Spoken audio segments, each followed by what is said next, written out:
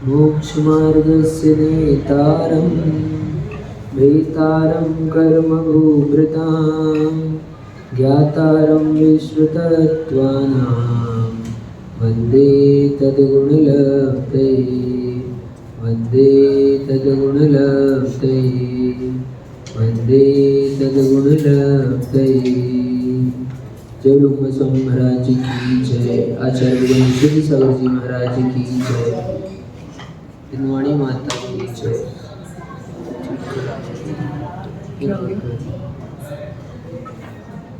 भैया माइक ठीक कर धीरे हो गया, नहीं पास कर धीरे हो गया पास वहाँ से देखते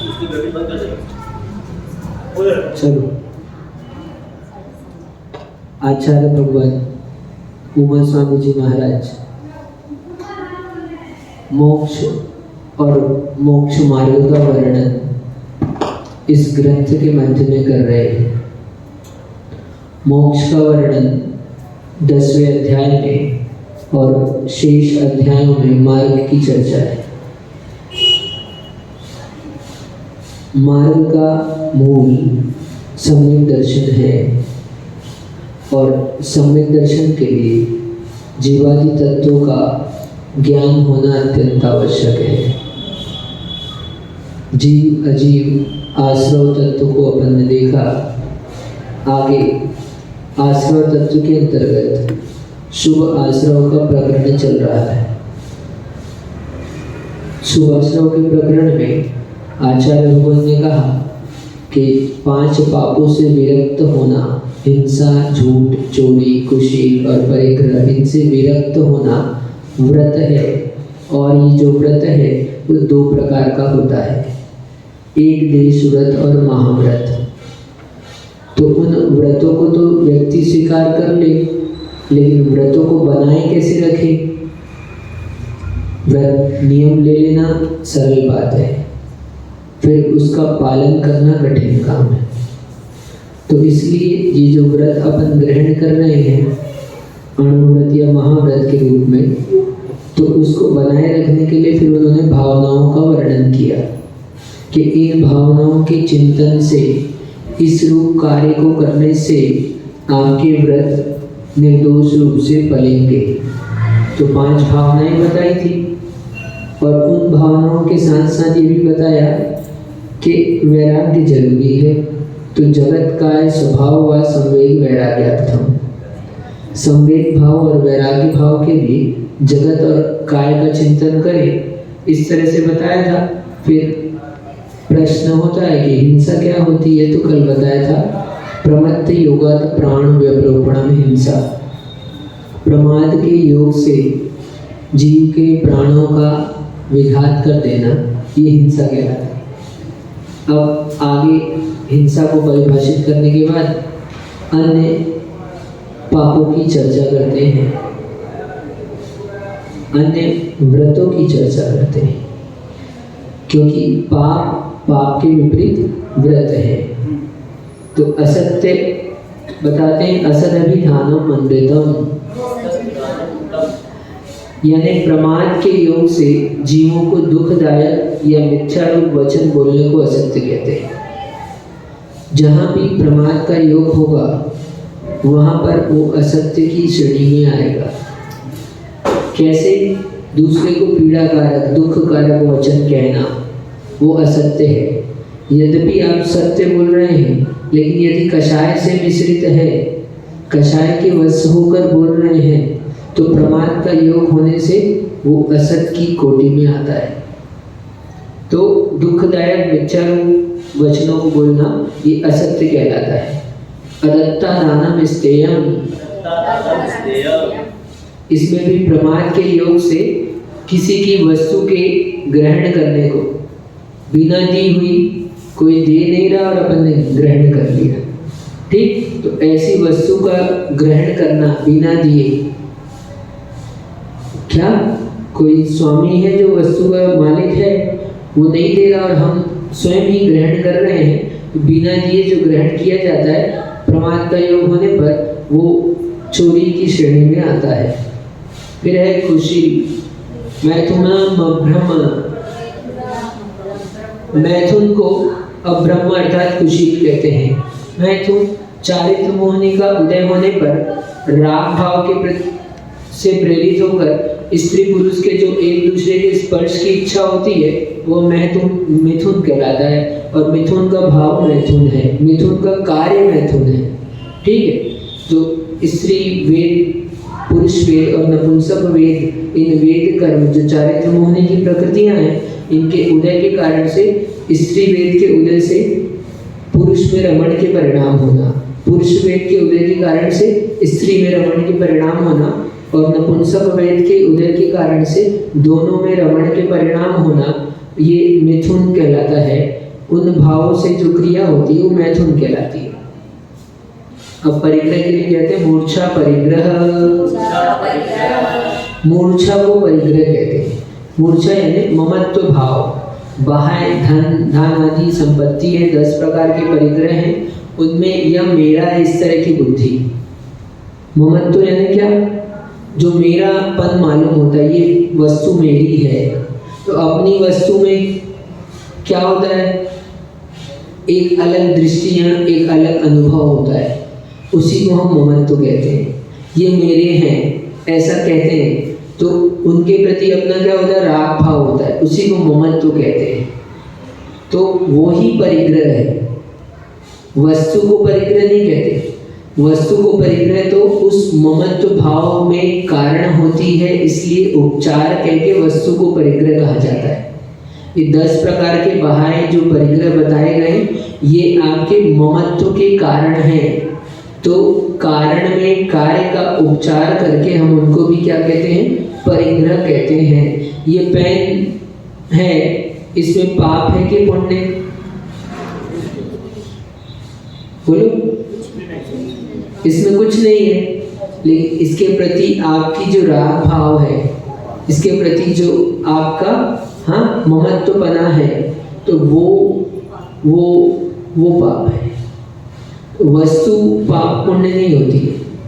ठीक, तो यहाँ पर मूर्छा को परिग्रह कहा।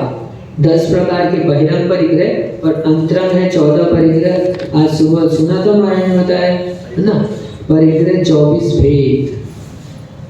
तो उन परिग्रहों, उस परिग्रह यानी मूर्छा को ही परिग्रह कहा है। मूर्छा में भी यहाँ लगाना प्रमत्त योगात। ठीक है, ये सब जो प्रमत्त योगात सूत्र अपन ने हिंसा की परिभाषा में लगाया है, वो सूत्र सुपस्कार होते हैं। तो ये सूत्र मात्र इतना सा है मूर्छा परिग्रह, लेकिन इसमें पीछे से प्रमत्त योगात वो सूत्र को यहाँ पर संबंध करना है। फिर कहते हैं आगे, व्रति आपने बोला इनका त्याग कर दे, 5 प्रकार के पापों का जो त्याग कर दे वो व्रति। तो उस व्रति का लक्षण बताओ। तो कह रहे हैं निशल्यो व्रति। जो व्रति है उसकी पहचान कैसे पहचाने व्रति? तो 3 चीज नहीं होगी उसमें। क्या नहीं होगा? तो माया, मिथ्या और निदान, ये 3 छल नहीं होंगे।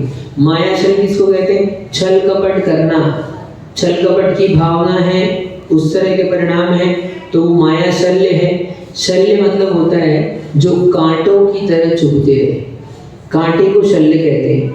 जैसे पैर में एक बार कांटा लग जाता है ना, तो फिर क्या होता है, हर समय हर एक कदम रखोगे तो वो कांटा क्या होगा, हर एक कदम पे ऐसा कभी नहीं होगा कि ना चुभे आपको। जब तक लगाए और जब तक उसको अलग नहीं कर दोगे तब तक क्या होगा, अंदर में वेदना बढ़ती जाएगी। तो इस तरह से ये जो शल्य का काम करते हैं, मायाचारी नहीं कह रहे, माया शल्य कह रहे, जो निरंतर बनी रहती है शल्य की तरह, वो माया शल्य कहलाती, छल कपट का परिणाम है। दूसरा है मिथ्या, तो तत्व श्रद्धान का अभाव होना, वो मिथ्या शल्य है। और निदान, निदान यानी अब व्रत उपास किया और अपनी त्याग तपस्या आदि के फल के रूप में कुछ भोगों की इच्छा कर लेना, अपनी साधना के मतलब फल के रूप में कोई भी भोग हो सकते हैं, तो उनकी इच्छा करना, वो निदान नाम का शल्य कहलाता है। आगामी काल में इष्ट विषयों की वांछा कि हमको परलोक में हमने इतना उपवास किया तो इसका फल हमको क्या मिले, अगले भाव में ये सुख मिले, अगले भाव में ऊंचा भवन मिले, महल मिले, अमुक व्यक्ति मिले, अन्य अन्य प्रकार से जो भी इष्ट आपको लगता हो उन इष्ट विषयों की इच्छा करना वो शल्य कहलाती है। ये वो निदान शल्य कहलाती है। तो ये 3 शल्य व्रतियों में नहीं होती। यदि ये शल्य है तो व्रति नहीं है, और व्रति है तो शल्य नहीं होंगे। इस तरह से समझना। फिर कहते हैं व्रति आपने बता दिए, लेकिन उनका भेद तो कहते हैं अगारन अगार्यश्च। व्रति 2 प्रकार के होते हैं, अगारी और अनगारी। आगारी और अनगारी। तो आगारी कौन है? गृहस्थ जो श्रावक हैं वो अणुव्रतों को धारण करते हैं, वो आगारी। और जो निर्ग्रंथ है साधु वो अनगारी है। गाय यानी होता है ग्रह, ग्रह से सहित। आगारी ग्रह से रहित। यद्यपि घर में रहते हैं, हम लोग भी घर में रहते हैं ना, ये घर ही तो है, ठीक। अभी नहीं रुके तो मान लो किसी के घर में रहते हैं तो हम लोग भी क्या हो गए, आगारी हो जाएंगे क्या? नहीं। यहाँ घर से मतलब भावागार से है। घर में रुकने मात्र से घर नहीं कहलाता है, हाँ। भावागार, भाव से अंतरंग से गृहस्थी बसाई है जिसने, वो आगारी। और जिसने अंतरंग से त्याग कर दिया उसका, यद्यपि भवन आदि में ही रहते हैं साथ, तो भी वो क्या कहलाते? अनगारी। तो अणुव्रतोगारी। अणुव्रत, एक देश व्रत का पालन करने वाले सम्यक दृष्टि जीव होते हैं, वो आगारी यानी सागार कहलाते हैं। आगारी कहो या सागार। गार, गार यानी ग्रह, ग्रह से सहित, ठीक। अणुव्रत के 5 भेद है। इन 5 पाप के उल्टा अहिंसाणुव्रत, सत्याणुव्रत, अचौर्याणुव्रत, ब्रह्मचर्याणुव्रत और परिग्रह परिमाण व्रत।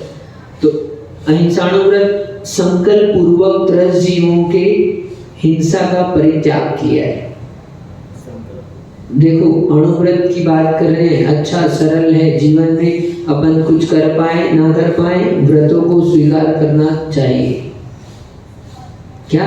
तो अणुव्रत भी लेंगे तो संकल्प पूर्वक 4 प्रकार की हिंसाएं होती है, आरंभिक, उद्योगी, विरोधी, संकल्पी। तो संकल्पी हिंसा, बुद्धिपूर्वक, इंटेंशनली उस जीव के को मार दे, ऐसे भाव नहीं करता जी। तो संकल्प पूर्वक वो भी त्रस जीवन, 2 इंद्री, 3 इंद्री, 4 इंद्री, 5 इंद्री, ये त्रस कहलाते। तो इन त्रस जीवों के, है ना, आज सुबह पढ़ा था त्रसंती त्रसा, यानी त्रस नाम कर्म का जिनके उदय पाया जाता है वो त्रस जीव कहलाते। तो ऐसे त्रस जीवों के संकल्प पूर्वक उनके प्राणों के वियोग करने का त्याग करना। दूसरा है सत्यानुव्रत। तो राग, द्वेष, मोह, भय आदि के वश से स्थूल असत्य बोलने का त्याग। और अचौर्यानुव्रत, स्थूल चोरी का त्याग। ब्रह्मचर्य, पर स्त्री सेवन का त्याग ब्रह्मचर्य अनुव्रत है। और परिग्रह परिमाण अनुव्रत, तो आवश्यक धन धान्य आदि जितने भी सामग्री है उनका परिमाण कर लिया आपने, तो वो हो गया परिग्रह परिमाण। और कुछ नहीं तो परिग्रह परिमाण तो कर ही सकते हैं, ठीक, अपनी शक्ति के सामर्थ्य के अनुसार जितना जितना, क्योंकि जगत की इतनी चीजों का तो सेवन नहीं करते, भोग नहीं करते अपन, लेकिन हमको त्याग के अभाव में उन सब के पाप का दोष लगता है, उन सब का दोष लगता है। अणुव्रत के सहायक अब बताते हैं, अब व्रतों का पालन कैसे करना है। तो अणुव्रत कब पलेंगे अच्छे से, तो उसकी सहायता करने वाले दूसरे व्रत हैं, उसको भी पालना पड़ेगा। अणुव्रतों के लिए ही वो सहकारी है, सहायक है। ऐसे उन गुणव्रत शिक्षा व्रतों को पालना पड़ेगा। जैसे कोई एक कार्य को करना होता है तो उसके लिए सहायक सामग्री होती है ना, बिना उसके कार्य नहीं हो सकता है। तो ऐसे ये सहायक है, अणुव्रतों के पालन कराने में सहायक। कैसे अभी बताते हैं। दिग्देशानर्थ दंड विरति सामायिक प्रोजदोपवास भोग परिभोग परिमाणातिथि संविभाग व्रत संपन्नश्च।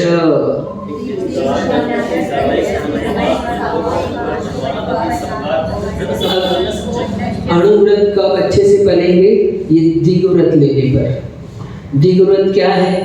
तो दिग्व्रत है दिशाओं की मर्यादा करना जीवन पर्यंत के लिए। हम भारत के बाहर नहीं जाएंगे। क्यों किया त्याग? क्योंकि हमारा अहिंसाणु व्रत है। तो जितना कम क्षेत्र में गमनागमन करेंगे उतने अच्छे से व्रतों का पालन होगा। तो इसलिए कह रहे हैं सूक्ष्म पापों की निवृत्ति के लिए 10 दिशाओं में आने जाने का परिमाण कर लेना, सीमा कर लेना कि कब तक के लिए? आजीवन। वो कहलाएगा देवव्रत। ठीक, अब आते हैं देश व्रत में। अब जो अपन ने मर्यादा कर ली कि भारत के बाहर नहीं जाएंगे, लेकिन रोज जाते हैं क्या अपन कहीं? जसपुर में ही रहते हैं, जसपुर से बाहर नहीं जा रहे। तो अपन ने आज नियम ले लिया कि ठीक है, आज हम 1 हफ्ता के लिए जसपुर से बाहर नहीं जाएंगे। तो ये दिग्व्रत के अंतर्गत और व्रत लेना ये देश व्रत है। जीवन पर्यंत के लिए जो दिग्व्रत लिया था उसी में संकोच करके ये व्रत ले लिए। 1 दिन, महीना, घंटे के लिए भी, जब तक यहाँ बैठे हैं मंदिर के अंदर भीतर बैठे हैं। अब यहाँ हजारीबाग तो जा नहीं रहे अभी, तो 1-2 दिन यहाँ पर हैं, तो यहाँ से जसपुर के बाहर का त्याग, हजारीबाग जाने का त्याग। तो ये हो गया देश व्रत। जिसने दिग्व्रत लिया है उसके देश व्रत होंगे, है ना? ऐसी मर्यादा करना। मान लो आपने दिग्व्रत नहीं भी लिया तो भी आप यहाँ पर बैठे हो, जब तक प्रवचन चलेगा तब तक हम इस प्रांगण से बाहर नहीं जाएंगे, प्रवचन स्थल में रहेंगे। तो ये देश व्रत आदि कहलाएंगे। फिर है अनर्थ दंड व्रत। ये बहुत अच्छे से सीखने जैसा है। समय तो कम है लेकिन संक्षेप में बता देते हैं, आप लोग अलग से इसका अच्छे से जानकारी लेना। क्या? ऐसे कार्य करते हैं हम जिनका प्रयोजन नहीं है, जिनको करना जरूरी नहीं है, तो प्रयोजन रहित पाप वर्धक क्रियाओं का करना अनर्थ दंड कहलाता है। हमको कोई मतलब नहीं है उससे, हमको कुछ लाभ नहीं है, लेकिन फिर व्यर्थ में क्या करते हैं? तो पहला 5 प्रकार के अनर्थ दंड है। पापोपदेश। पाप का उपदेश कैसे होता है? तो हिंसा या आरंभ आदि पापों के कर्मों का उपदेश देना। अपने को मतलब नहीं है, अपन तो यहाँ बैठे मंदिर में आए, मिल गए 4 दोस्त, बता रहे कि ये ऐसे काम करो, ये काम करो, उससे अपने को क्या मिल रहा है? कुछ नहीं, उसको सलाह दे रहे हैं, शिक्षा दे रहे हैं। सलाह देते हैं ज़्यादा तो ये पाप की सलाह दे दिया, हिंसा के कार्यों की, आरंभ सारंभ के कार्यों की, तो वो अनर्थ दंड कहलाता है। ठीक है, अब अपन त्यागी व्रती हो गए ना, अपने को क्या है? उसका काम उसको करने दो, व्यर्थ में किसी के काम में बीच में सलाह मत दो, ऐसा। फिर कहते हैं हिंसा दान। दूसरा अनर्थ दंड है हिंसा दान। क्या होता है? तलवार आदि हिंसक उपकरणों का मांगने पर दे देना। कोई आया मांगने के लिए तो अपन ने दे दिया, चाकू दे दिया, कैंची दे दी, हिंसा के उपकरण दे दिए, माचिस आदि दे दी। जो क्या करेगा? क्या हाँ, उससे पाप करेगा, हिंसा करेगा और उसका दोष तुमको लगेगा। तो इसलिए अपने को ऐसे उपकरण नहीं देना व्यर्थ में। तो पापोपदेश, हिंसा दान। फिर तीसरा अपध्यान। ये अपध्यान से बचना चाहिए। सबसे अधिक अपध्यान ही अनर्थ दंड सबसे बड़ा है, मैं सोचता हूँ। क्या होता है? दूसरे के बारे में बुरा विचार करना। अपन देख लिए, अब वो कुछ सोच रहा है नहीं सोच रहा, अपन सोच रहे हैं। एक बार उल्टा सोचना चालू कर दिए तो सब उल्टा उल्टा। घड़ा खरीदा कभी? हाँ, देखा घड़ा? बाजार में तो देखा होगा, देखा कि नहीं देखा? बोलो, देखा। तो पहला एक काम करो, एक घड़ा रखो। ठीक, कैसा रखोगे? सीधा रख दिया मान लो, तो अब उसके ऊपर घड़ा रखो मैं कहूँगा, तो कैसे रखो आएगा उसके ऊपर? यदि पहला घड़ा सीधा रख दिया आपने तो उसके ऊपर छली लगाओगे ना 5-6 घड़े की, तो कैसा रखाओगे? पक्का? अच्छा ठीक है। अब मान लो पहला घड़ा उल्टा रख दिया, अब उसके ऊपर में रखो 4-5 घड़े, उसके ऊपर भी रख सकते हैं ना? रख सकते कि नहीं रख सकते? रख सकते हैं, लेकिन कैसा रखाएगा? पक्का? तो ये समझ लो, बस आपने किसी व्यक्ति के बारे में एक बार ऐसी धारणा बना ली तो अब आप उसके बारे में उल्टा उल्टा सोचोगे। मान लो आपका किसी से झगड़ा हो गया, अब वो दूसरे व्यक्ति से बात कर रहा है, आपकी बात नहीं कर रहा, लेकिन आपको लगेगा कि अब ये मेरे बारे में पता नहीं इसको क्या भड़का है, मेरे बारे में ही बोलते रहता है। हाँ, वो जिससे भी बात करेगा वैसी दृष्टि जाएगी। तो हम अपनी एक पहली धारणा उल्टी बन गई अपनी, तो सब उल्टी उल्टी उल्टी चालू हो जाएगी। तो ऐसे किसी ने कह दिया, अरे ये भैया आए, इनसे सावधान रहना।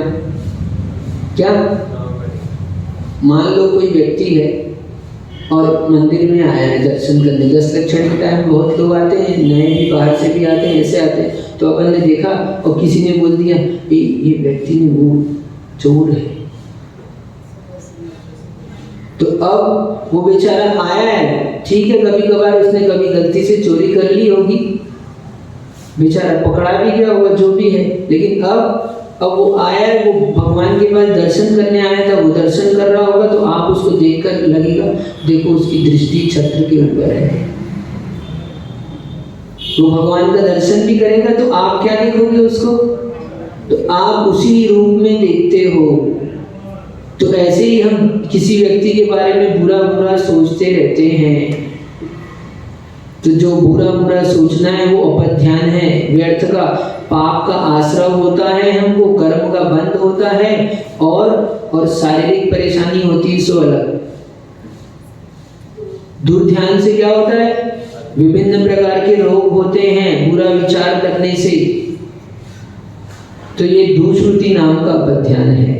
फिर है अपध्यान, बताया, अपध्यान नाम का अनर्थ दंड है। इसके बाद दुश्रुति नाम का अपध्यान है। दुश्रुति क्या है? तो राग द्वेष को बढ़ाने वाले खोटे शास्त्रों का सुनना। अपने को कोई मतलब नहीं है, क्या मिलेगा, लेकिन व्यर्थ में न्यूज चलाकर सुन रहे हैं, उसमें राग द्वेष की बातें होंगी और राग द्वेष होगा। हाँ, पेपर है, क्या होता है, राग द्वेष की चर्चाएं होती है और उसको पढ़ने में लगे हैं। शास्त्र पढ़ने में समय नहीं देंगे, समय किस में देंगे? कई लोग हैं सुबह से जब तक पेपर नहीं पढ़ ले तब तक शौच नहीं जाते, होती नहीं है, शौच नहीं होगी, पेपर शौच में भी ले जाते हैं। हाँ, आज का तो अच्छा टॉयलेट बन गया है स्टैंडर्ड वाला, तो वहाँ भी पढ़ने की व्यवस्था। और रहने दो पेपर, तो अब तो मोबाइल लेकर बैठते हैं ना, तो वो सबसे बड़ा दुष्कृति का साधन है। तो राग द्वेष के बढ़ाने वाले ऐसे खोटे शास्त्रों का सुनना, कुछ भी सुनना, वो दुष्कृति के अंतर्गत आता है। फिर है प्रमादचर्या, बिना प्रयोजन यहाँ वहाँ घूमना, ये प्रमादचर्या है। पृथ्वी खोदना, कुछ नहीं, चल रहे हैं, एक छड़ी उठा ली, सुबह घूमने निकले तो मारते हुए जा रहे हैं इधर उधर, तो और अन्य पेड़ों की क्या है, पत्तियां टूटते जा रही है, कुछ हो रहा है, व्यर्थ में हिंसा हो रही है। हाँ, कोई मतलब नहीं है, ऐसे ही टहल रहे, घूम रहे, क्या है, क्यों, कुछ नहीं, हम तो ऐसे घूम रहे हैं। तो घूम रहे हैं तो ये घूमने से भी पाप का बंध हो रहा है, प्रमादचर्या है। तो ये अनर्थ दंड है, इनसे कुछ प्रयोजन नहीं होता, कुछ कार्य के लिए जा रहे हो तो समझ में आए, प्रयोजन की सिद्धि के लिए। तो बिना प्रयोजन के जो भी पाप के कार्य करते हैं वो सब अनर्थ दंड के अंतर्गत आता है। तो अणुव्रति का क्या है, ये अणुव्रति के लिए सहकारी हैं। अनर्थ दंड से बचेगा तो व्रतों का पालन होगा। तो ये 3 प्रकार के कह दिया, दिग्व्रत, देशव्रत और अनर्थ दंड व्रत। इन 3 को गुणव्रत भी कहते हैं, क्योंकि ये अणुव्रतों के गुणों में वृद्धि करता है। मॉर्निंग वॉक पर वो स्वास्थ्य की दृष्टि से जा रहे हैं, आप प्रयोजन से जा रहे हैं, है ना, लेकिन देख कर जाएं, गमन करें, अंधेरे में नहीं जाएं, प्रकाश में गमन करें, है ना। स्वास्थ्य लाभ के लिए जा रहे हैं तो वो अलग दृष्टि है, लेकिन कोई मतलब नहीं है, व्यर्थ में घूम रहे हैं। ठीक, मॉर्निंग वॉक पर जा रहे हैं तो वहाँ अच्छा है, लेकिन घास पर नहीं जाए। अब मॉर्निंग वॉक बोला है तो डॉक्टर ने कहा है, आँख का डॉक्टर है, आँख की रोशनी तेज होती है, आँख की रोशनी तेज तो हो जाए, लेकिन तुम्हारे कर्मों की रोशनी और इतनी तेज हो जाएगी पूछो मत, क्या। हाँ, तो वो, हाँ, अरे तुम पहले सोच जाओ, दूर जंगल में जाओ सोच। तो अब तो खैर भारत स्वच्छता की ओर चल रहा है, तो पहले के लोग सुबह जंगल जाते थे, अपने आप वॉक हो जाती थी। अब तुम लोग दिन भर कोई काम रहता नहीं है, कम होता है काम, खाना ही बनाए तो खड़े खड़े स्टैंडर्ड वाला काम है ना, और कई के तो बाई लगी है, तो शरीर हलन चलन होता नहीं है, दिन भर मेहनत के काम नहीं करते, झाड़ू पोछा नहीं करते, तो क्या करना पड़ता है, हाँ हाँ, मॉर्निंग वॉक करना पड़ता है और साइकिल चलानी पड़ती है। क्या वहीं रखी हुई है साइकिल? और कितने किलोमीटर? 10 किलोमीटर चलाई है साइकिल। ऐसा काम करते हैं। तो काम नहीं करोगे तो सब करना पड़ेगा। हाथ पैर नहीं हिलाओगे, झाड़ू पोछा नहीं लगाओगे तो फिर सब बीमारियाँ। उठते नहीं बनता, बैठते नहीं बनता, घुटने में दर्द है, ये है। पहले घंटों 1 घंटा चक्की चलाते थे, पीसते थे तो मेहनत लगती थी। मेहनत करने से शरीर अच्छा होता है कि बेकार? हाँ, अब क्या बताएं, चक्की ऐसे नहीं चलाएंगे। वो बाबा जी कहेंगे ना, ऐसे बैठ के चलाओ तब चलाओगे, है ना? ठीक है। तो बाबा जी की सब सुनते हैं, हमारी नहीं सुनता कोई।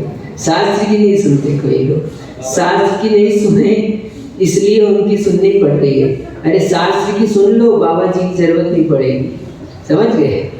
तो 4 शिक्षा व्रत आगे कहते हैं। सामायिक। अब सामायिक शिक्षा व्रत के बारे में, समस्त पापों के कार्यों से विरक्त होकर नियत स्थान पर समय के लिए मन वचन काय से के एकाग्र करने को सामायिक कहते हैं। अपन ने उतनी देर के लिए क्या किया? कहते हैं सर्व सावध योग विरतो अस्मि।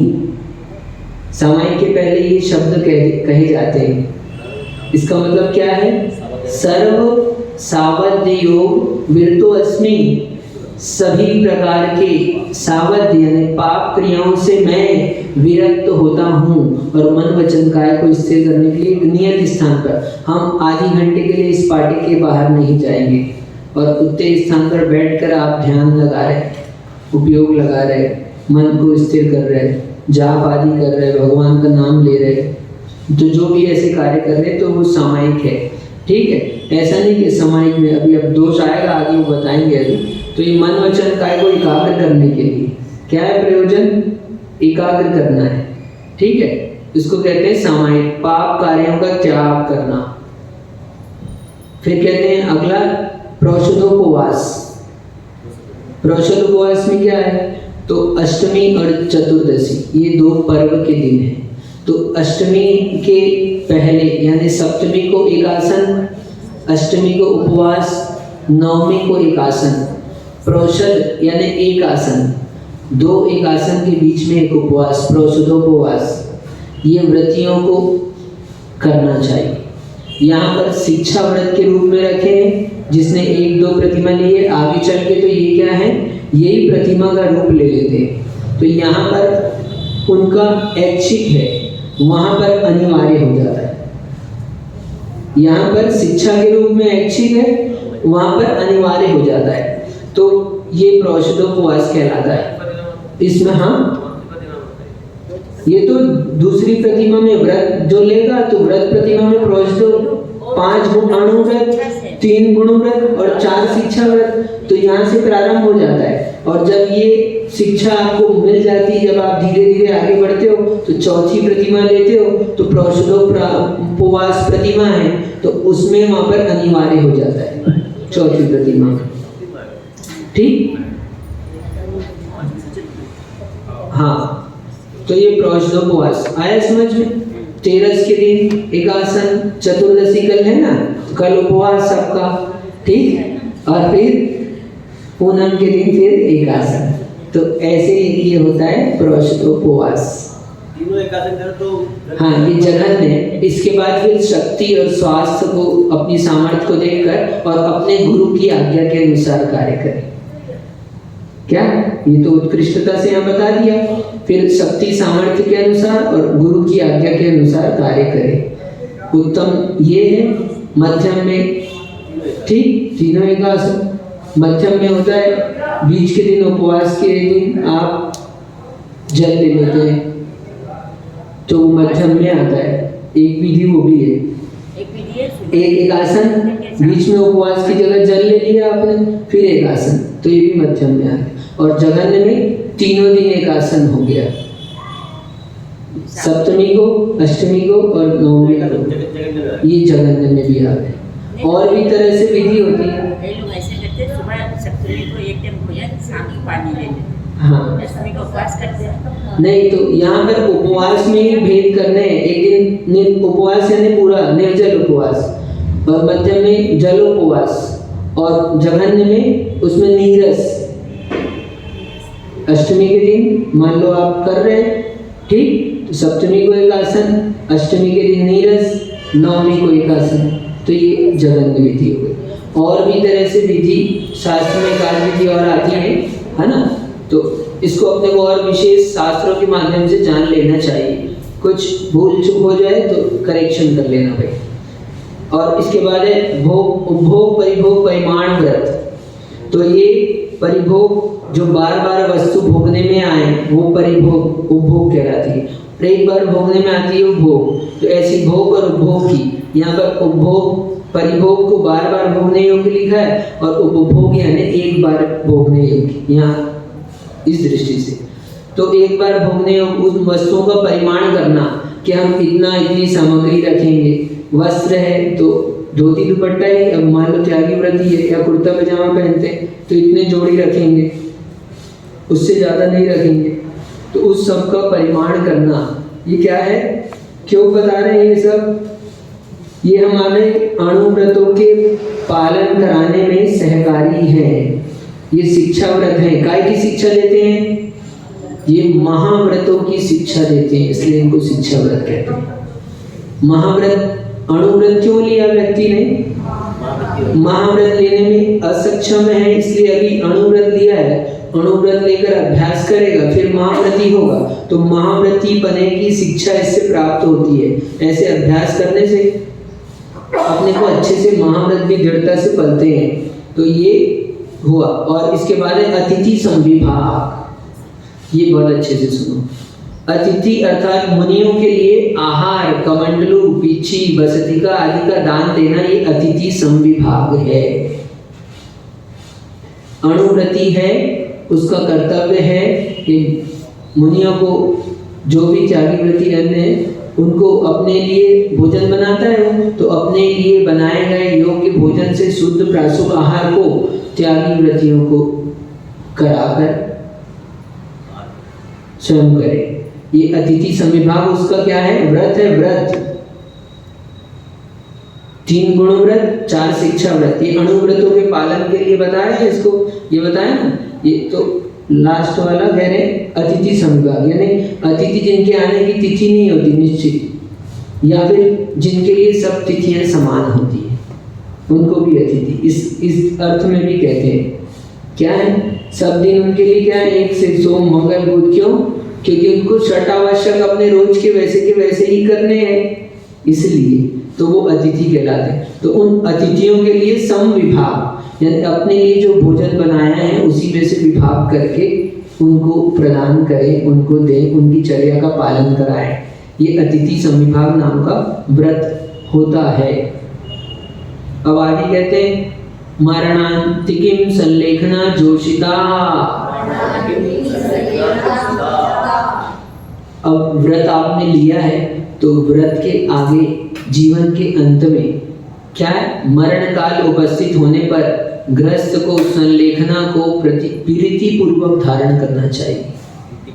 मान लो अणुव्रत ले लिया है और किसी कारण से, कोई बीमारी से या अन्य कोई कारण से या उम्र हो जाने से मरण का काल आ गया, तो मरण का काल आ गया तो मरणांतिकीम संलेखना जोशिता का।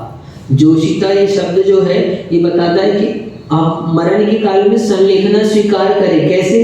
जबरदस्ती कोई संलेखना दिला दे ऐसा नहीं, दूसरा संलेखन आप स्वयं, आपको इस बात की प्रीति हो कि हमारे ये व्रतों का अच्छे से पालन होगा, संलेखना पूर्वक मरण करेंगे तो अगले भाव में हमारे को क्या होगा? फिर से उत्कृष्ट देवशास्त्र गुरु का सानिध्य मिलेगा और धर्म का आचरण पलेगा हमारा।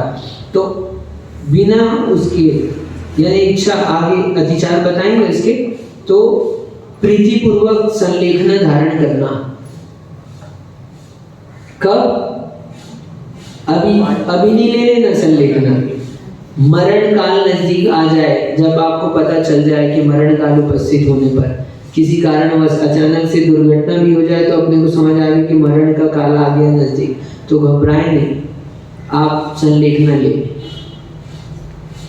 कि हमारा 4 प्रकार के आहार का त्याग, 1 घंटे के लिए, 2 घंटे के लिए, कल सुबह तक जिए तो, है ना, ऐसे स्थान में, ऐसी जगह पे, ऐसे कहीं स्थिति में आ गए तो अपन ने कह दिया, बच गए तो ग्रहण करेंगे, नहीं तो हमारा त्याग।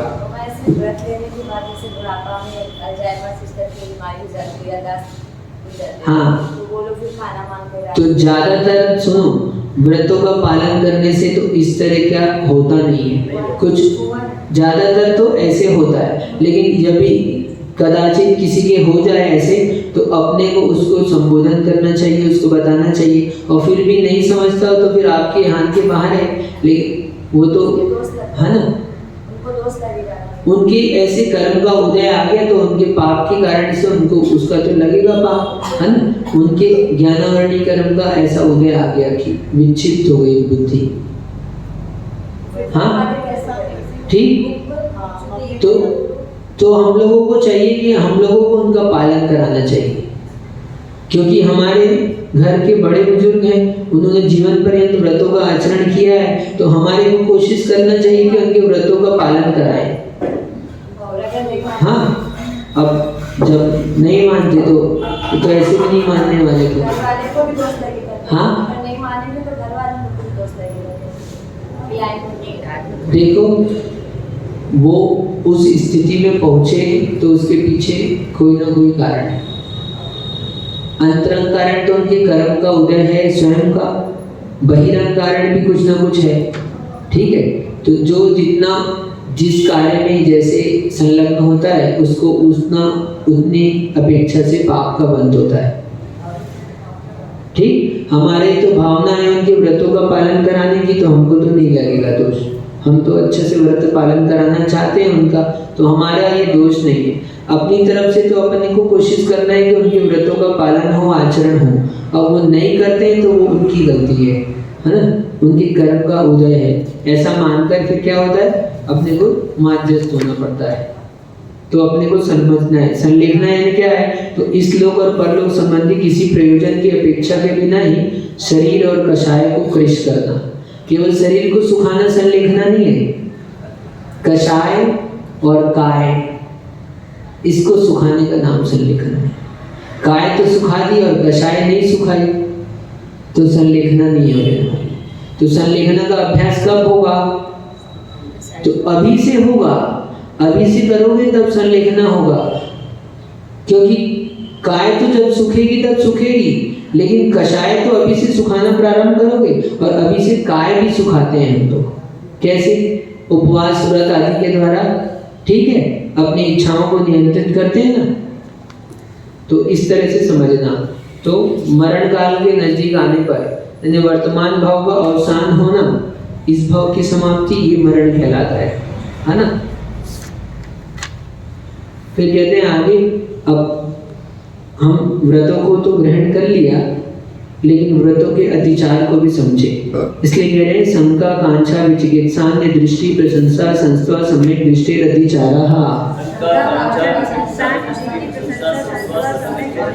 अब ये सम्यक दर्शन के अतिचार बता रहे हैं, क्योंकि सम्यक दृष्टि होता है उसी के व्रत होते हैं। सम्यक दर्शन पूर्वक ही मोक्ष मार्ग का प्रारंभ होता है। सम्यक दर्शन मोक्ष मार्ग का मूल है। बिना सम्यक दर्शन के कोई व्रत नहीं है, चारित्र नहीं है, मोक्ष मार्ग प्रारंभ नहीं है। तो सम्यक दर्शन के अतिचार बता रहे हैं 5। पहला शंका, सम्यक दृष्टि जीव है, शंका करे क्या, जिनेंद्र भगवान ने कहा है, जो कहे हुए तत्व हैं उसमें अब सही है कि नहीं, अपने को नहीं पता, आचार्यों ने लिखा है, क्या पता क्या लिख दिया, अपनी बुद्धि से लिख दिया, किसने देखा है, अपन तो जानते नहीं है। इस तरह के भाव अपने आने लगे तो सम्यक दर्शन में अतिचार हो जाएगा। कभी कदाचित आ गए ऐसे तो अतिचार, नहीं तो आप तो मिथ्यात्व है ना 5 प्रकार के, विपरीत कहां संशय में चले जाएंगे, मिथ्यात्व में चले जाएंगे। तो कभी कदाचित जिनेंद्र भगवान के द्वारा कहे हुए तत्वों में संदेह करना, शंका करना, वो शंका नाम का अतिचार है, ठीक। फिर है कांक्षा, कांक्षा समझ गए आप लोग? इच्छा, इस लोक और परलोक में सांसारिक सुखों की अभिलाषा, वांछा करना, वो कांक्षा कहलाती है। सांसारिक सुख, यदि हम भगवान से क्या मांगते हैं? बोधि समाधि मांगते कि नहीं मांगते, है ना? दुख खाओ, कमक खाओ, बोही लाहो, सुवई गमनम समाहि मरणम। तो ये क्या कांक्षा में आता है? क्या संसार के सुखों की इच्छा है, वो कांक्षा कहलाती है। या समाधि, हाँ, आदि भावनाएं जिन्होंने संपत्ति हो मध्यम, तो वो कांक्षा में नहीं आती है। ठीक। और शंका कांक्षा फिर है विचिकित्सा। विचिकित्सा के लिए कहते हैं दुखी दरिद्र जीवों के अथवा रत्नत्रय से पवित्र जो हैं लेकिन बाहें में मल आदि लगे हुए मुनियों आदि के शरीर को देखकर ग्लानि करना। ये महाराज के पास तो बहुत बात आती है, नहीं जाते, इनके मुख से बात आती है, इनसे पास नहीं जाते। महाराज के मान लो महाराज ने स्वच्छ नहीं किया है शरीर, या उनके शरीर में मैल छिपा है, लगा है कुछ मल, पसीने आदि के द्वारा धूल आदि फिर चिपक जाते तो मल लग जाता है, और अपन उनको देखकर ग्लानि करें। सम्यक दृष्टि यदि ग्लानि करे, आ जाती कभी ग्लानि, तो वो आपको क्या है? ये दोष लगता है, अतिचार है सम्यक दर्शन। अरे स्वभाव तो सुचो गाय रत्नत्रय पवित्र थे, ये काय तो स्वभाव से अपवित्र ही है। बास नहीं भी आ रही तो ये तो मल का पिंड है, मल से ही तो बना है, और उस मल की देह को देखकर आप ये रत्नत्रय के कारण से पवित्र है। सम्यक दर्शन, सम्यक ज्ञान, सम्यक चारित्र धारण किया है, इसलिए वो पवित्र है। तो बाहर की अशुचिता मत देखो। मान लो कोई रोग हो गया महाराज को, कोई कष्ट हो गया, कहीं फोड़ा वोड़ा हो गया, कुछ हो गया, तो उससे ग्लानि कर रहे हैं अपन, तो ये क्या है? ये सम्यक दर्शन में दोष लगता है। फिर है अन्य दृष्टि प्रशंसा। सम्यक दृष्टि को इससे बचना चाहिए। ठीक, मुख से कह रहे हैं, किसकी प्रशंसा कर रहे हैं? अन्य दृष्टियों की। अन्य दृष्टि अन्य मिथ्या दृष्टियों की। वो तो कह देते हैं हमसे तो वो लोग अच्छे हैं, आप ऐसा कह देते हो, आपने उनकी प्रशंसा कर दी, बड़ाई कर दी, तो वो क्या हो गया? सम्यक दर्शन के अतिचार हो गए। क्योंकि आप अच्छा कहोगे तो फिर लोग कोई सुन लेगा और उन्हीं की तरफ जाएगा, तो मार्ग से तो भटक जाएगा ना, तो उसका दोष आपको लगेगा। किसी को मार्ग में लगा पाओ या ना लगा पाओ, मार्ग से कभी भटकाना मत। कई जन्मों के पुण्य के उदय से व्यक्ति को सतबोध प्राप्त होता है। मनुष्य भाव मिलना इतना दुर्लभ है, उस दुर्लभ मनुष्य भाव को प्राप्त करके भी देवसास गुरु का सानिध्य प्राप्त करके बोध ही सबसे दुर्लभ है। तो सम्यक दर्शन को प्राप्त किया है और आपने भटका दिया, तो फिर वो क्या होगा? तीव्र पाप का बंध होगा, दर्शन मोहिनी कर्म का आश्रय होगा। तो अन्य दृष्टि प्रशंसा, मुख से कहना और मन में भला सोचना अन्य दृष्टि संस्था है ना? ठीक है, मन में अच्छा सोचना तो ये हो गया प्रशंसा, और फिर मुख से भी कह रहे हैं, ये हो गया संस्था। दो तरह का आपने कहा नहीं है, आपके मन में आया, तो ये भी सम्यक दर्शन के अतिचार है। क्यों अतिचार है? आप ऐसा विचार करके क्या करोगे? धीरे धीरे सम्यक छूट जाएगा आपका। अतिचार जो है वो अनाचार की ओर ले जाते हैं। तो ये अतिचार है, आप बार बार विचार करोगे वो अच्छा है, अच्छा है, तो आप मार्ग से उधर भ्रमित हो जाओगे। और आपने विचार किया तो प्रशंसा हुई और आप उनका कहने लगे, अन्य दृष्टि का संस्तव कहलाएगा, उसकी स्तुति कहलाएगी। ठीक, तो ये सम्यक दृष्टि के अतिचार है। शंका नहीं करना, कांक्षा नहीं करना, ग्लानि नहीं करना, अन्य दृष्टि की प्रशंसा नहीं करना, उनकी मन और स्तुति नहीं करना। करेंगे तो अतिचार।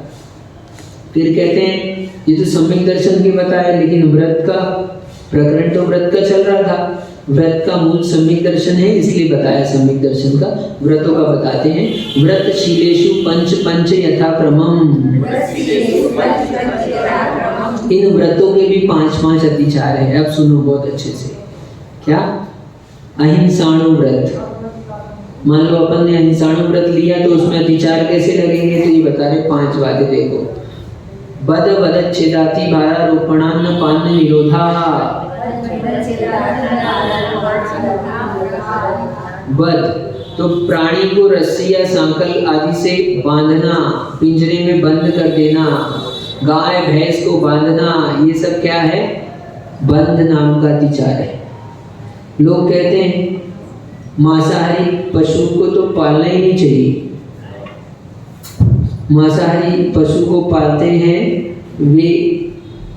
वो क्षेत्र अशुद्ध होता है, उनकी काय अशुद्ध होती है, वो आहार लेने के पात्र नहीं होते। हाँ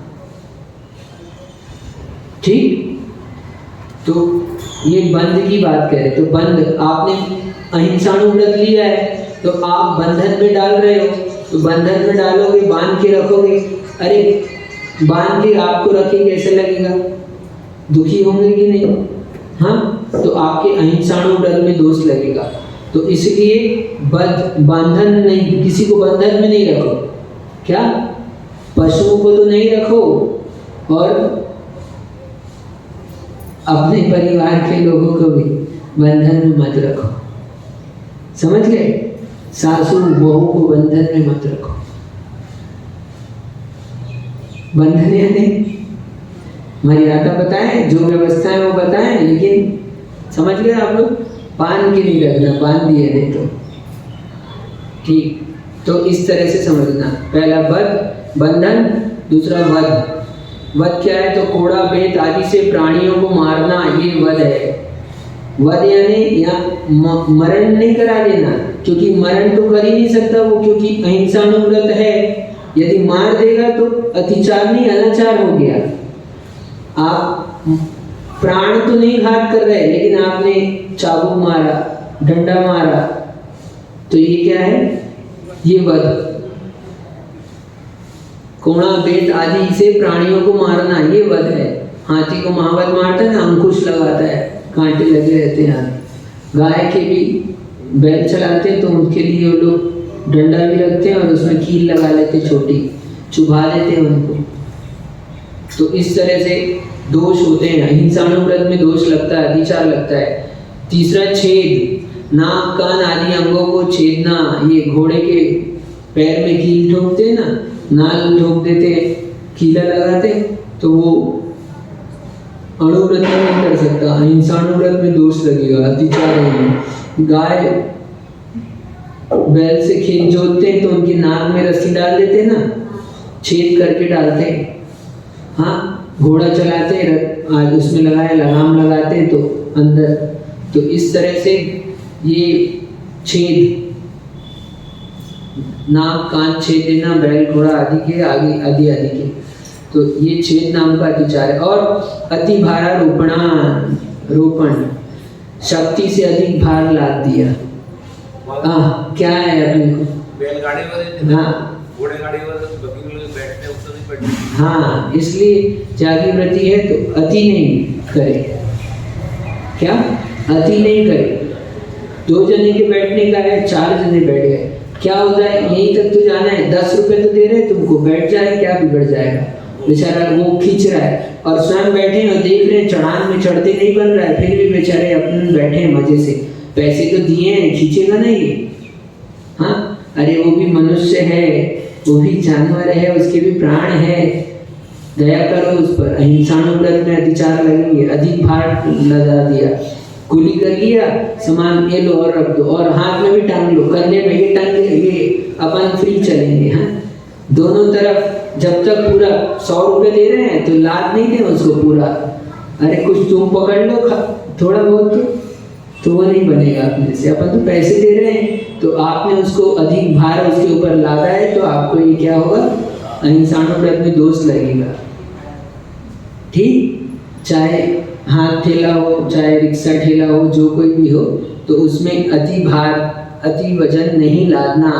ठीक है, बहुत सारा काम दे दिया बहू को, जरूरत से ज्यादा, अति भारारोपण हो जाएगा। है या सासू को दे दिया मान लो बहू ने काम, ठीक, तो अति भारारोपणान हो जाएगा।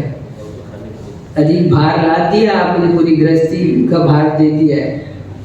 इस तरह से समझना। और अन्न पान निरोध, ये तो अच्छे से बढ़िया, ये तो सबको पता है। समय पर खाना नहीं देना, अरे अभी टाइम नहीं हुआ, अभी काम करो, मजदूर लगाए ना, देखो अभी टाइम नहीं हुआ, अभी काम करो। उनकी अन्न पान का निरोध कर दिया।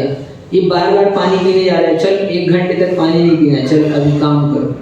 तो आपने अन्न खाने में, पानी पीने में निरोध किया, रोका है, ठीक है। बहू को भी रोका है तो ये आ जाएगा व्रत में, है ना। पहले चोखे का काम जब तक सल्टेगा नहीं, ऐसे कहते हैं ना, है ना, तब तक क्या है, हाँ आजकल तो पहले खा लेते हैं उन लोग तो, है ना, ठीक है। ये बात दूसरी है बहू रोक ले तो अब बहू उसके लिए भी कह रहे हैं, दोनों को कह रहे हैं हम तो, इसलिए एक को नहीं कह रहे, दोनों तरफ से कह रहे हैं। पता चला बहू ने ही रोक दिया सांस, जब तक झाड़ू पोछा नहीं हो जाए तब तक नहीं होने वाला, हाँ? जब तक इसको बच्चे को खिला नहीं हुआ तब तक आपको नहीं मिलने वाला है। ये नहीं होता है, हाँ ये नहीं होता आजकल। ये होता है बहू बेटियां तो सब बजा के खा लेती है। अच्छा, और सासू बेचारी घर में उसके लिए दाल मूंग की दाल रोटी बनाती है। तो हाँ। अब तो ये भी बता रहे हैं आप, अच्छा है ये, अच्छा सुन लो, ऐसा होता है। स्वयं खाते हैं बाजार में और सास के लिए भी है लो। तो क्या है, तुमको खाने का बहुत शौक चढ़ा है, चटोरी जीप है तुम्हारी, अन्न पान निरोध कर दिया। खाने मन का खाने का बनाना है तो रोक दिया, आज नहीं बनाना, संडे को बनेगा। कब बनेगा? संडे को। अन्न पान निरोध आपने रोक दिया, पाप लगेगा आपको अहिंसाणु व्रत में, ठीक है। समझ लेना, सब अपनी अपनी तरफ से थोड़ा सा बताया है, एग्जाम्पल है ना, बाकी विस्तार आप जानते हैं। सत्याणु व्रत के अब अतिचार देखते हैं अपन। मिथ्योपदेश, रहो व्याख्यान, कूटले क्रिया, नासापहार, साकार मंत्र भेदा।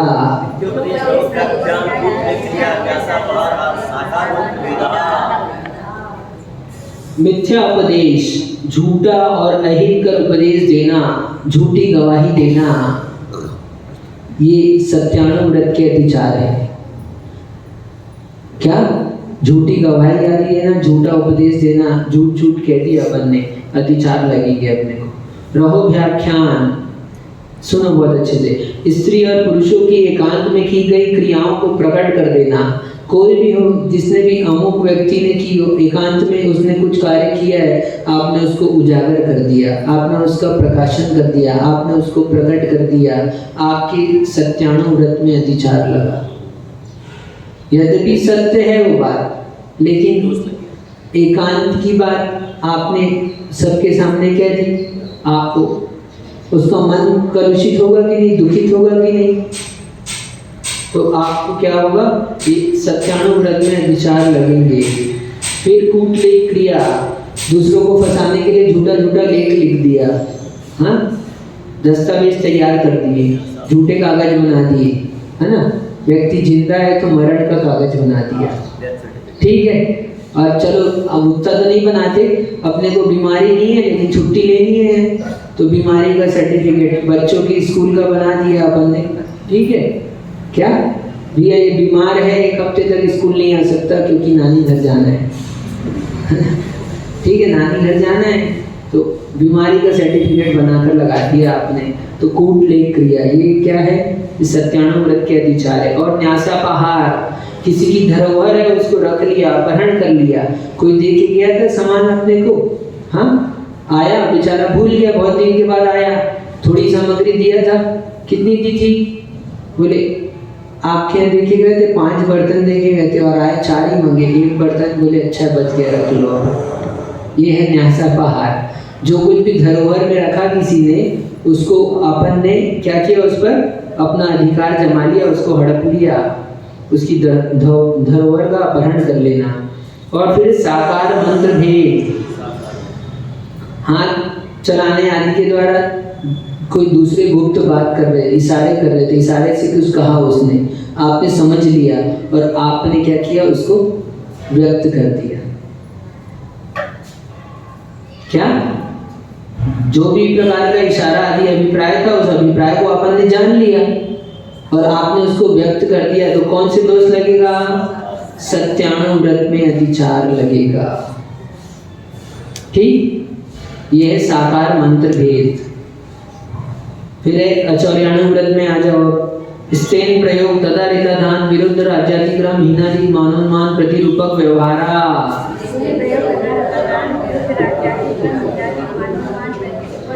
स्तेन प्रयोग तो चोरी के लिए चोर को प्रेरणा करना। ऐसे कर लो चोरी, है ना, ट्रेनिंग देते। अच्छी चोरी सीखना है तो वो पिक्चर आती है, वो पिक्चर देख लेना, है ना। अंधे भी चोरी कर लेते हैं, सीख जाते हैं। तो ऐसे सिखा दिया अपन ने, हाँ, सब सिखा देते हैं। तो अपन चोरी के लिए प्रेरणा कर रहे हैं किसी को, स्वयं तो नहीं कर रहे चोरी, अपना तो व्रत है ना, लेकिन उठा ले। क्या किसी की सामान है, मंदिर में गिर गया, दिख गया अपने को, आप तो व्रती हैं, आपने कह दिया उठा लो, हाँ। तो दूसरे का सामान है, बेचारा आएगा खोजेगा तब उसको मिलेगा कि नहीं मिलेगा। फिर तो ये स्तेन प्रयोग तदा ऋता धान, यानी चोर के द्वारा चुराए हुए माल को खरीदना। जिसने चोरी की उससे अपने को पता चल गया वो 100 का माल कितने में मिल रहा है, 50 रुपए में मिल रहा है। इसका मतलब समझ में तो आ गया है। हम तो पैसे दिए हैं, पैसे देके खरीदा है अपन ने तो, लेकिन फिर भी आपको समझ में आ गया जितने बाजार में उपलब्ध होता है उससे एकदम, हाँ। तो आपने चोरी का खरीदा है तो आपको सजा होगी।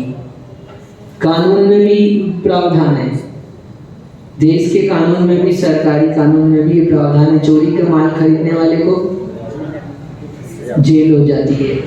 तो ये तदारिकदार, तो अपने को अचौर्याणु व्रत में दोष लगता है चोर के द्वारा चुराए गए माल को खरीदना। और फिर विरुद्ध राज्यातिक्रम, ये क्या है? तो इसके दो अर्थ हैं। विरुद्ध राज्य, जो विरुद्ध अपने से पड़ोसी है, अन्य देश है, उसमें आपने अधिकार किया। आपका जितना क्षेत्र है उतना तो रहने दिया, पड़ोसी के क्षेत्र में अधिकार किया, हाँ। अपनी तो जमीन जितनी थी उतनी थी, फिर क्या किया पता है अपने को, पड़ोसी ने अभी मकान बनाया नहीं है, उसकी जगह तो खाली डली है, तो अपन ने बाउंड्री ऐसी ज़्यादा घेर दी, अतिक्रमण, है ना। तो विरुद्ध राज्यातिक्रमण, तो ऐसे राज्य, और दूसरा क्या है, और जैसे शासन की आज्ञा है जिस कार्य की, जैसी उस आज्ञा का पालन नहीं करना, राजा की आज्ञा के विरुद्ध चलना, प्रवेश करना, आयकर विक्रय कर आदि टैक्स आदि बचाना, चोरी करके हैं, सब किसी को नहीं छोड़ते हैं भैया। ये तो जिन शासन है, हाँ। यहाँ पर सब बात व्यवस्थित बता दी जाती है। क्यों? क्योंकि हम आपको छोड़ दें लेकिन कर्म किसी को नहीं छोड़ेगा। आपको लग रहा है किसी ने, कोई नहीं देखा, कोई नहीं जान रहा, किसी को नहीं पता है, लेकिन कर्म तो बंद हो ही रहा है। उसी समय कोई देवी नहीं लगती। अभी मानते हैं तो समझ नहीं आता, लेकिन उदय में आता है तब आदमी को समझ में आता है। फिर आँख से आंसू आते हैं, फिर, है ना, फिर और कार्य होता है। तो क्या था? विरुद्ध राज्यातिक्रमण, ठीक। तो जो भी सरकार के नियम है उनके नियमों का पालन करना अपना कर्तव्य है। नहीं करते हैं तो अपने को चोरी का दोष लगता है। हीनाधिक मानोन्मान, लेने देने के बाट थे, तराजू थे, वगैरह थे, वो सब घटा बढ़ा दिया। आजकल तराजू तो नहीं है, लेकिन इलेक्ट्रॉनिक कांटे रहते हैं, उसमें भी सेटिंग हो जाती है। क्यों? समर्थ वैज्ञानिक लोग सब चीज कई बनाते हैं तो उसकी सेटिंग भी बना देते हैं। क्या किया? वो बिजली का तार डाल दिया, है, बिजली का तार डाल दिया, अब मीटर नहीं चलेगा, तार से बिजली चोरी हो रही है, ये चोरी का दोष लगेगा।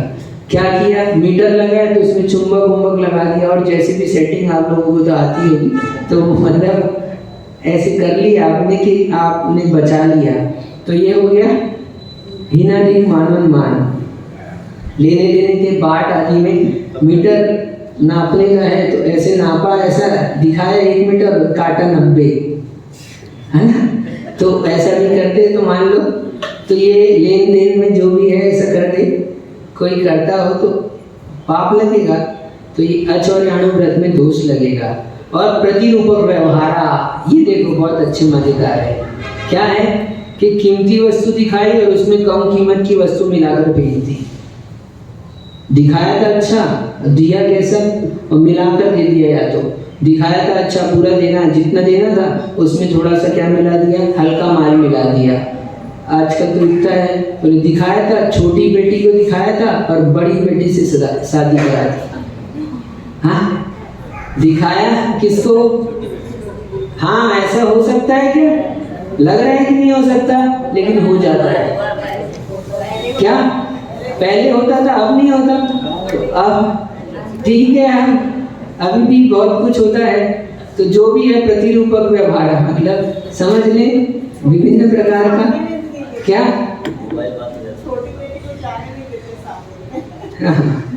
ठीक है। तो इस तरह से समझना, पता चला बड़ी सुंदर नहीं थी, छोटी सुंदर थी, तो छोटी को दिखा दिया, बड़ी की शादी करा दी। ये तो प्रतिरूपक यानी इस तरह का काम। तो अचौर्याणु व्रत में दोष लगेगा इस तरह। अब ब्रह्मचर्याणु व्रत कहते हैं, सुनो। पर विवाह करणित्वा परिग्रहिता परिक्रेता गमनानंद क्रीड़ा काम तीव्राभिनिवेशा।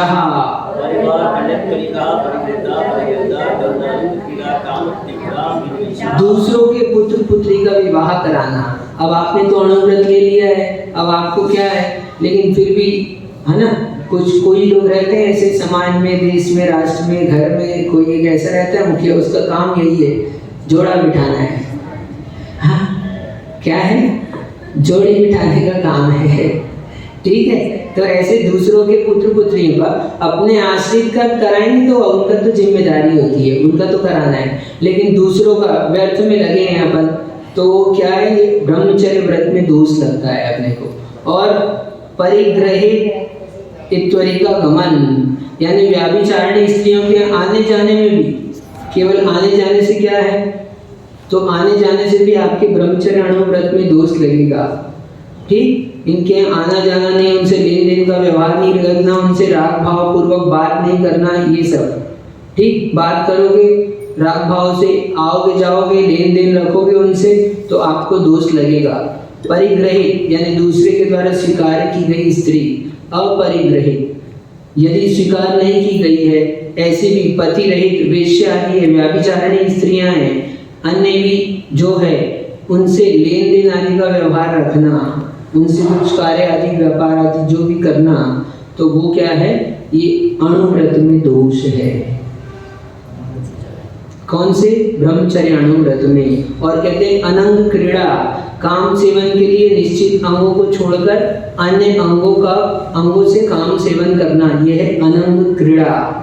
फिर कहते हैं काम तीव्राभिनिवेश, और काम सेवन की तीव्र अभिलाषा रखना, सेवन नहीं कर रहा, अभिलाषा है, तो अभिलाषा रखना भी क्या है, ब्रह्मचर्याणु व्रत के दोष हैं।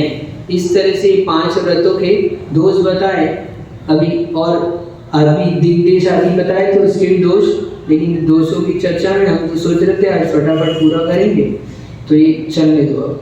ठीक, क्षेत्र वास्तु हिरण्य स्वर्ण धन धान्य दासी दासी कुप्य प्रमाणातिक्रमा।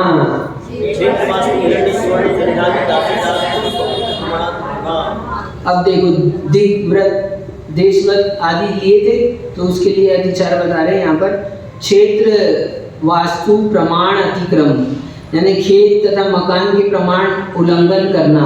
पहले तो क्या किया था, व्रत ले लिया था, परिग्रह परिमाण व्रत। ठीक है, परिग्रह का प्रमाण कर लिया कि एक मकान रखेंगे।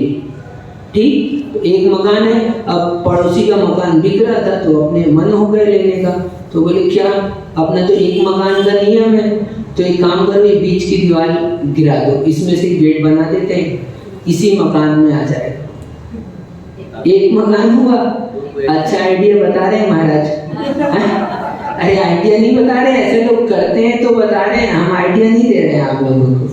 हाँ, नहीं तो एक खेत का नियम लिया और पड़ोस का खेत बिक रहा था, तो बीच की मेड़ हटा दी, अभी तो अपना एक ही खेत है। पहले हाँ 1 एकड़ का था, पड़ोसी का 1 एकड़ भी खरीद लिया और मेड़ हटा दी, अपने एक खेत की गिनती है तो एक ही तो हुआ खेत, 2 कहाँ हुए, बीच का मेड़ हटा दिया तो 1 हो गया खेत। तो ये हो गया, ये अतिचार लग गया आपने। परिग्रह का परिमाण किया था, जो भी है, साड़ी आड़ी का प्रमाण किया हो, मान लो 10 साड़ी रखेंगे, तो अभी 10 तो रखी हुई है, हाँ, एक गिफ्ट में मिल रही है अपने को, अब उपवास किया तो मिलेगी मान लो, तो अपन ने रख लिया, अब बाद में निकालेंगे अपन, अभी तो रख लो। हाँ, अरे अपना 10 का प्रमाण है तो अपन ले नहीं सकते, पहले अलग करो फिर ले, पुरानी किसी को दे है ना। पुरानी को दे देंगे, किसी को अच्छा बता रहे हैं अभी तो देंगे, कब देंगे, देंगे जब देंगे, लेकिन अभी तो ले लिया आपने तो आपके दोष लग गया। तो क्षेत्र वास्तु प्रमाण यानी अधिक्रम, क्षेत्र खेत आदि बढ़ा लेना, मकान आदि बढ़ा लेना, इस तरह से। हिरण स्वर्ण प्रमाणातिक्रम, चांदी और सोने के प्रमाण किया था भी, अपन क्या एक अंगूठी रखेंगे। अब व्रतों का पालन किया, धर्म ध्यान किया, अच्छा तो सोने की एक अंगूठी और मिल गई, तो अपना तो एक अंगूठी का नियम है। एक काम करो, ये दोनों को गलाकर एक बना दो। क्या करो, ये रांची वाले आए ना, इनसे पूछ लो, क्या करो, दोनों को गलाकर क्या करो, एक बना दो। अपनी तो एक ही अंगूठी है, पहले 1 तोले की थी, अब 4 तोले की हो गई, तो आप एक ही का, एक का नियम है महाराज, हमने नियम नहीं तोड़ा है बेटा, ठीक है तुम हमसे तो कर लो चल, लेकिन भगवान, हाँ स्वयंभू को मालूम है तुम क्या कर रहे हो, कर्म तुमको देख रहे हैं। तो इस तरह से समझना, चांदी सोना आदि जितना प्रमाण किया है उस प्रमाण से ज्यादा। फिर धन धान्य प्रमाणातिक्रम, पशु अनाज का प्रमाण किया था उसका भी उल्लंघन कर लिया, जो भी नियम लिया था उसको बढ़ा लिया। फिर दासी दास प्रमाणातिक्रम, नौकर नौकरानियों का प्रमाण, उनका भी प्रमाण होता है, 10 नौकर रखेंगे, ठीक है, तो 10 नौकर से ज़्यादा रख लिया आपने, ज़्यादा, ये तो टेम्परेरी है, परमानेंट तो 10 ही है हमारे पास, है ना। तो टेम्परेरी तुमने नौकर काम ले रहे हो उससे तो आपको दोष लगेगा, तो नौकर नौकरानियों के प्रमाण का उल्लंघन करना। और कुप्य प्रमाणातिक्रम, वस्त्र बर्तन आदि, ठीक है, उसका भी उल्लंघन नहीं करना, सब समझ लेना अपने आप, ज्ञानी हो आप लोग। फिर कहते हैं दिग्व्रत, अब दिग्व्रत के अतिचार बता रहे हैं। ऊर्ध्वाधस तिर्यक व्यतिक्रम क्षेत्र वृद्धि स्मृत्यराधानानि, अपन ने प्रमाण किया था, दिग्व्रत दिया था, तो अब ऊर्ध्व व्यतिक्रम, परिमित मर्यादा की ऊंचाई से ऊपर अधिक गमन कर जाना। अपन ने कहा था यहाँ तक जाएंगे, क्या 1 किलोमीटर ऊपर तक मर्यादा रखी, जितनी भी मर्यादा रखी हो उससे अधिक चले जाना, वो है ऊर्ध्व व्यतिक्रम। अधो व्यतिक्रम, नीचे की भी मर्यादा की थी उससे भी अधिक चले जाना। तिर्यक व्यतिक्रम, दिशाओं की मर्यादा की थी 8 दिशाओं में, तो उनका प्रमाण बढ़ा लेना, ठीक। क्षेत्र वृद्धि, मर्यादित क्षेत्र के बढ़ा लेना, जितना क्षेत्र रखा है जसपुर के बाहर नहीं जाएंगे। लेकिन फिर क्या, फिर थोड़ा काम पड़ गया, घोले में चले गए, फिर बोला क्या, हम तो कहा था जसपुर, बोले जसपुर जिले के बाहर नहीं जाए, फिर ऐसा कर दिया, हम तो जसपुर में ही है, हाँ ठीक है। रात्रि भोजन का त्याग करना हो तो जिला नहीं करते, वहाँ तो जसपुर, और जसपुर भी कितना, बोले अपने मोहल्ले को ही हम जसपुर कहते हैं महाराज, है ना, ठीक है। और खमरिया चले जाएंगे, चाय के ठेले में ढाबा है वहाँ पर, तो वहाँ चले जाएंगे, तब जसपुर जिला नहीं बोलेंगे। जब क्षेत्र की मर्यादा करने की बारी आई तब कहते हैं जसपुर जिले की सीमा है हमारी। ये इस तरह से आप लोग नहीं करते, मतलब आप लोग तो अच्छे लोग हैं जो करते हैं, उनके लिए क्या है। तो क्षेत्र वृद्धि और स्मृत्यनुपस्थान, ये बहुत होता है। क्या होता है, भूल गए हम, तो नियम लिया है तो नियम लिया तो आपको जागृति रहनी चाहिए, आपको याद रहना चाहिए आपका नियम, आप भूल कैसे गए, भूल गए तो आपको अतिचार लगा, दोष लगा। कितनी मर्यादा ली थी याद ही नहीं है, अरे लिख के रखो। किसी को पैसा देते हो, भूलते हो कभी, हाँ कोई गाली देता है, भूलते हो कभी, तो फिर नियम कैसे भूल गए, बड़ा अच्छा बताते हो, हाँ गाली दिया हुआ याद रहता है, पैसा दिया हुआ याद रहता है, नियम लिया है वो भूल जाते हैं, तो इसलिए कह रहे हैं, है ना। फिर आगे देश व्रत बताते हैं, समय हो गया, जितना समय दिया था उससे मर्यादा अधिक बोलना, ये अतिचार लगेगा। समय में, है ना, समय में पूरा हो जाना चाहिए था, तो ये सीमा बढ़ा दी अपन ने। 4:30 बजे का टाइम मिला था, अपन ने सीमा बढ़ा दी, ठीक है, लेकिन 2:30 बजे से मिला था, तो तुम लोग 3 बजे आए, 2:45 को आए, इसलिए इधर बढ़ा दिए। ठीक है, तो ये इस तरह से समझना, ये अतिचार है। हाँ, ऐसे अतिचार लगते हैं, ऐसा करता है आदमी, कोई भी सीमा हो उसको बढ़ा देना। ठीक, तो देश व्रत आनियन प्रेष्य प्रयोग शब्द रूपानुपात भूतगल छेपा। तो आनियन, अब ये देश व्रत के अतिचार है। मर्यादा दिग्व्रत पहले दिशाओं की ली थी 8 दिशाओं में, उसमें देश व्रत 1 दिन की, महीने की, 15 दिन की, जितने भी लियो, तो उसमें आनयन मर्यादा के बाहर के क्षेत्र की वस्तु को बुलवा लिया, किसी के द्वारा मंगा लिया। अब चातुर्मास चल रहा है हम लोगों के यहाँ, चातुर्मास की सीमा है और हम चातुर्मास बाहर की चीजें बुला लें, आजकल होता है, तो दोष लगता है। अपन ने अपना क्षेत्र है ना इतना, तो अपन क्षेत्र के बाहर लेन देन करें तो दोष लगता है। ठीक, तो ये आनयन हो गया, मर्यादा के बाहर क्षेत्र की वस्तु को अपन ने बुला लिया, तो ये आनयन हो गया।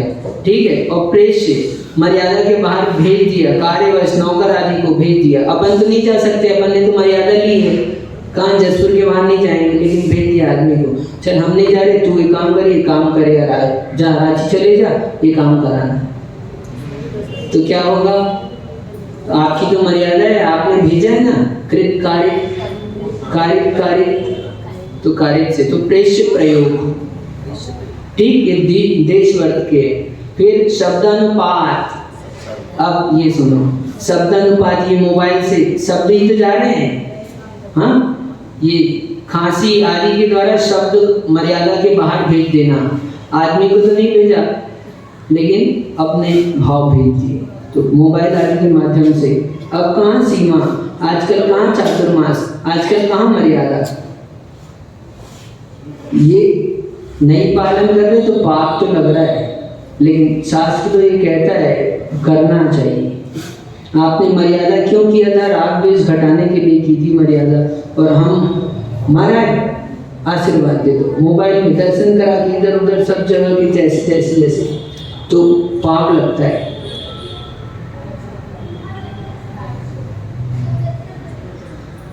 ये देश व्रत देखो, कौन क्या करता है ये नहीं देखना है, हम शास्त्र क्या कह रहे हैं ये बता रहे हैं, इसमें किसी की बात नहीं चल रही है, यहाँ तो शास्त्र की बात चल रही है। और शास्त्र की गद्दी में बैठे हैं, शास्त्र में लिखा है, हम अपने मन का नहीं बोल सकते हैं, शास्त्र के अनुसार ही बोलना पड़ेगा, और बोलना पड़ेगा नहीं, बोलना चाहिए। तो ये है क्या, शब्दानुपात, शब्द पहुंचा रहे आप, भेज रहे, तो ये शब्दानुपात हुआ। रूपानुपात, मर्यादा के बाहर रूप, अब तो शब्द के साथ रूप भी चले जाते हैं, वही बताया अभी, सबके पास सुविधाएं हैं।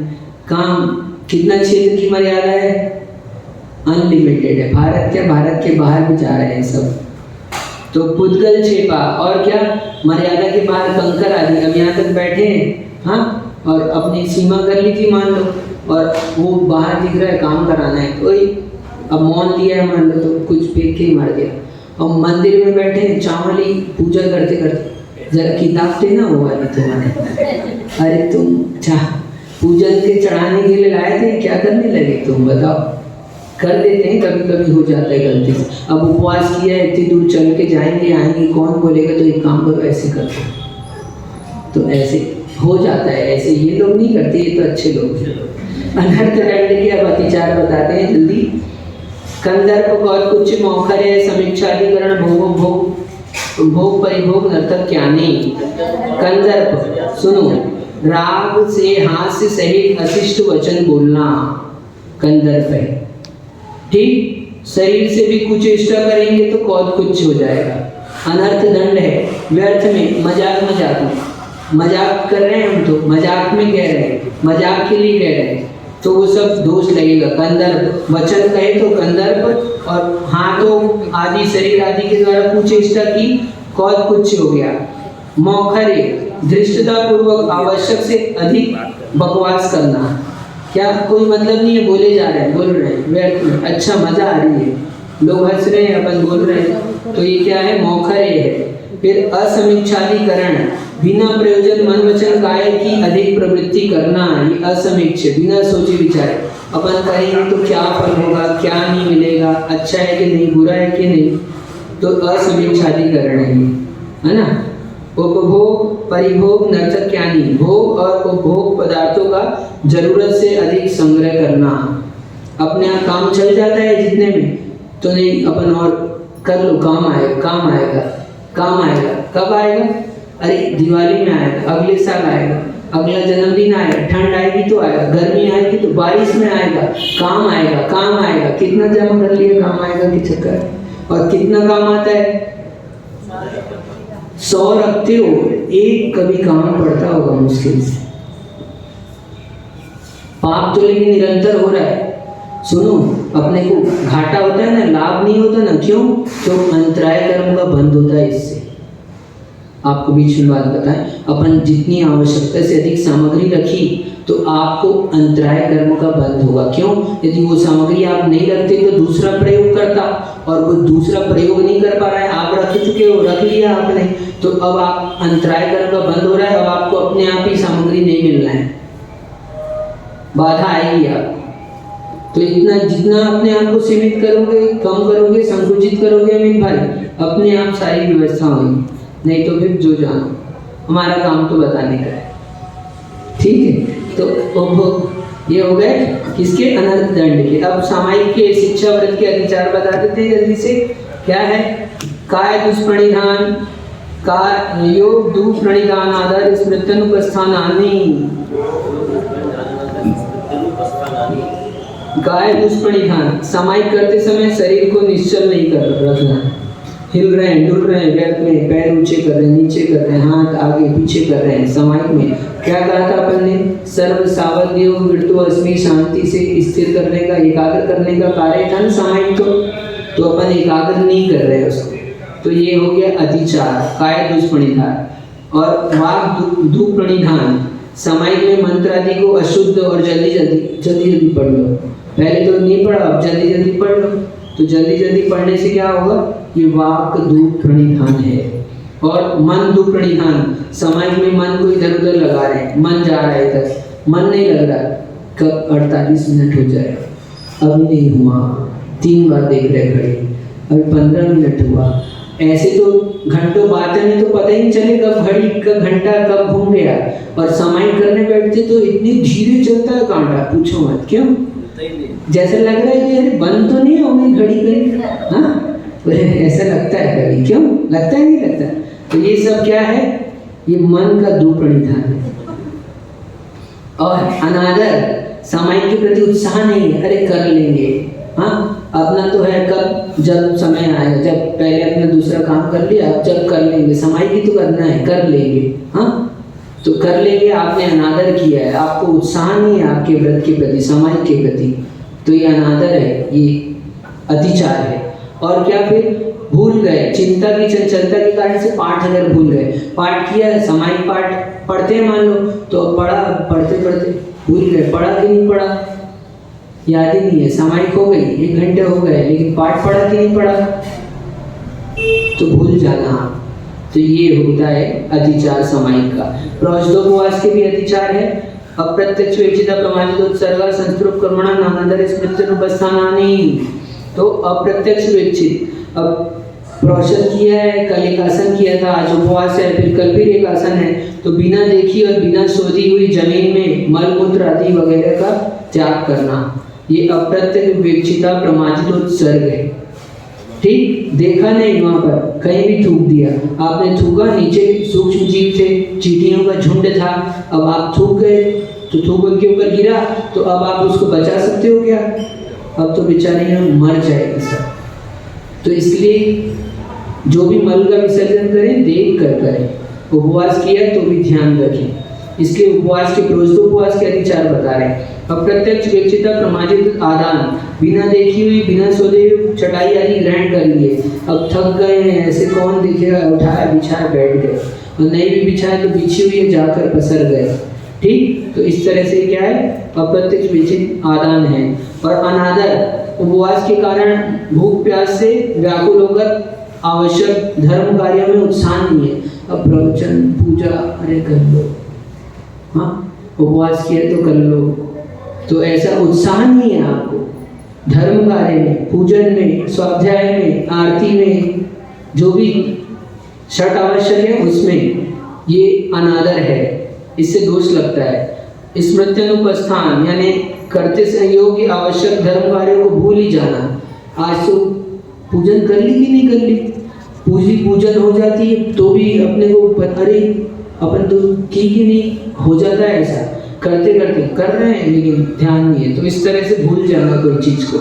ये हो गए प्रवचनोपवास के अधिचार। भोग के अधिचार बताते हैं। सचित्त संबंध सम्मिश्रा विषव उपक्वाहारा, सचित्त आहार अंकुरित बीज आदि है उनका सेवन करना सचित्त आहार है। सचित्त संबंध आहार, सचित्त से मिला हुआ आहार सचित्त संबंध आहार है। सचित्र सम्मिश्र, सचित्र वस्तु में मिश्रित वस्तु का खाना, सचित तचित मिलाकर खा रहे हैं आप, स्वास्थ्य के लिए भी हानिकारक है, ये इसलिए रखा है इसमें, तो अतिचार है, दोष लगते हैं। और अभिशव आहार, क्या जिस आहार में मानव बैल के समान कामी होता है, ऐसे कामोत्पादक आहार अभिशव आहार है, यानी अधिक गरिष्ठ अधिक इष्ट ऐसे तीक्ष्ण ऐसे आहार करना, तामसिक आहार करना, ये अभिशव आहार है। 1 2 3 4 और हो गए। और भोग का परिमाण, ठीक, भोजन की सामग्री, वो भी भोग की सामग्री का जो प्रमाण था उसका उसमें अतिचार लगा लिया।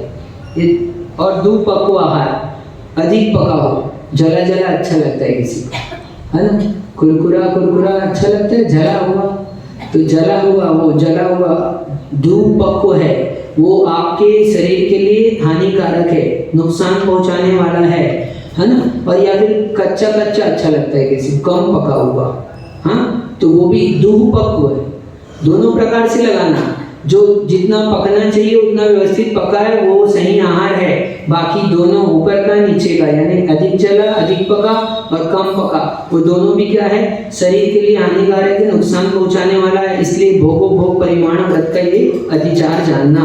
अब अतिथि संविभाग, ये भी सुन लो अच्छे से, बस हो गया पूरा अध्याय होने वाला है। तो सचित निक्षेपा विधान परव्यपदेश मात्सर्या कालातिक्रमा, सचित निक्षेप, तो सचित कमल पत्र आदि पर क्या रख दिया, आहार रख देना, ठीक। सचित विधान, सचित से ढक देना विधान है। परव्यपदेश, दूसरे अपन स्वयं नहीं दे रहे, दूसरे के हाथ से वस्तु दिलवा दी, क्या स्वयं ने चौका लगा, पैसा दे दिया है, लगते रहेगा चौका, महाराज आहार करते रहना।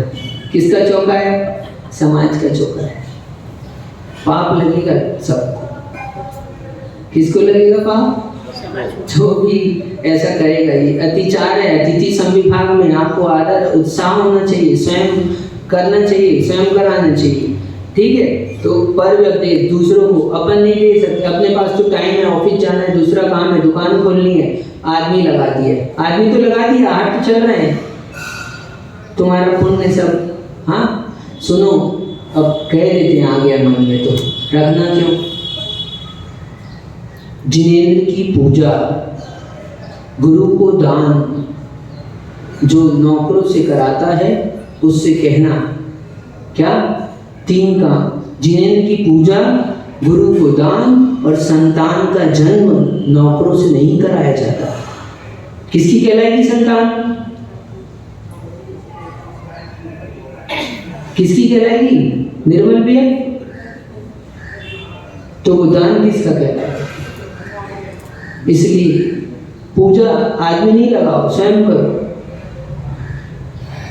याद रखना 3 बातें, भूल मत जाना और सबको बताना, इसको व्हाट्सअप कर देना, बल्कि है ना, मतलब ऐसे वैसे मैसेज भेजते हो, अच्छे भेजो, मतलब कुछ काम का शिक्षा मिले कुछ लोगों को।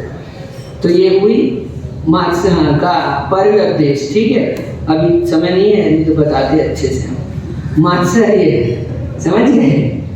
तो दान में आदर का अभाव होना, अब दे दो, हाँ, दाता के मन में ईर्ष्या होना, दूसरा अपन दान दे रहे हैं, तू ही देगा, मेरे को देने नहीं देगा, हाँ, और या फिर दूसरा दे रहा है तो हमको वो पसंद नहीं आ रहा है, तुम मत दो, चलो तुम पीछे हटो, तुम आओ, तुम व्यवस्था बनाने में लग गए, बहुत ज़्यादा किसी को आगे पीछे कर दिया, तो ये क्या है? मात्सर्य है। दान अतिथि संविभाग में अतिचार है, दूसरे दाता से ईर्ष्या करना। हाँ, अपने नहीं पढ़ के उसके पढ़ गए तो अपने को अब उससे ईर्ष्या हो गई है। तो दान में आदर नहीं है। अब ठीक है, आ गए हैं, अब कराना है आहार, ठीक है आओ कर लो महाराज आहार, कर। आदर नहीं, उत्साह नहीं, अंतरंग से लगा दिया है भैया, तुम दो आओ दो करो। तो ये इस तरह समझना, ये क्या है? अत्याचार है। जैसी विधि होगी वैसा फल मिलेगा, सीधी सीधी बात है ना। कालातिक्रम, अब योग की काल का उल्लंघन कर देना, ये अकाल में आहार देना। आज महाराज जुलूस है तो ऐसा करो ना, आप जुलूस के बाद में उठना आहार को, क्या तो काल अतिक्रम। या फिर ऐसा नहीं किया, बोले अपने को बाद में कार्यक्रम करना है महाराज, ऐसा करो आप आज जल्दी उठ जाओ, आप तो 8:30 बजे ही उठ जाओ, है ना। तुम्हारा नाश्ते का टाइम है, महाराज का खाना खिला रहे, तुम आहार करा रहे। हाँ, तो ऐसा काल का अतिक्रम कर दिया, कभी पहले कभी बाद में। अपनी व्यवस्था है ना, अपने को देखना पड़ता है। समाज में मेहमान आए, बाहर से, रांची से आए, हजारीबाग से आए, कहाँ से लोग आए, इतने लोग उपास किए तो महाराज जगह जैसे लोग आए, तो आपको देखेंगे संजय भैया, क्यों महाराज आपको देखेंगे, मेहमान को देखेंगे? ठीक है, अब देखो जिसको देखना है, तुमको घर में देख लेंगे, ठीक है। तो ऐसा ये लोग नहीं करते, मतलब बता रहे हैं ऐसा, कहने का मतलब समझ गया अभिप्राय को। और फिर कहते हैं संलेखना के अतिचार, जीवित मरना संसा मित्रानुराग सुखानुबंध निरानानी। अब संलेखना व्रत ले लिया है, लेकिन जीने की, अरे अभी तो सुख के दिन आए, अब थोड़ा और जी जाते, पूरी जीवन तो ऐसे ही निकल गया, अब तो बेटा की नौकरी लग गई है, हाँ, और कमाई हो रही है, तो अब तो थोड़ा और जी जाते थोड़ा सा, हाँ। तो जीने की इच्छा या फिर मरने की इच्छा, हाँ।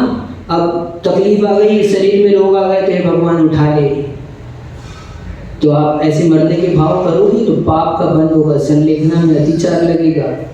वेदना आई तो सहज रूप से, हाँ, मरने के भाव नहीं, आत्महत्या के भाव नहीं करना। 3 काल में भी त्याग कर दो। आज यहाँ बैठे हो, सुन रहे हो तो सब चले, जिसका त्याग है तो अच्छी बात है, नहीं है तो कर दो। क्यों? नरक में जाना पड़ता है, यहाँ तो थोड़ा सा कष्ट है। कितने समय का? 10-20 साल का। नरक में कितना मिलेगा कष्ट?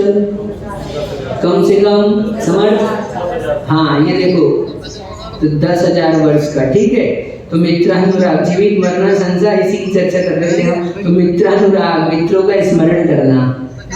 अब मित्र का स्मरण आ रहा है। सुखानुबंध, पूर्व काल में भोगे हुए सुखों की याद करना, याद दिलाना, ये है सुखानुबंध है, ठीक।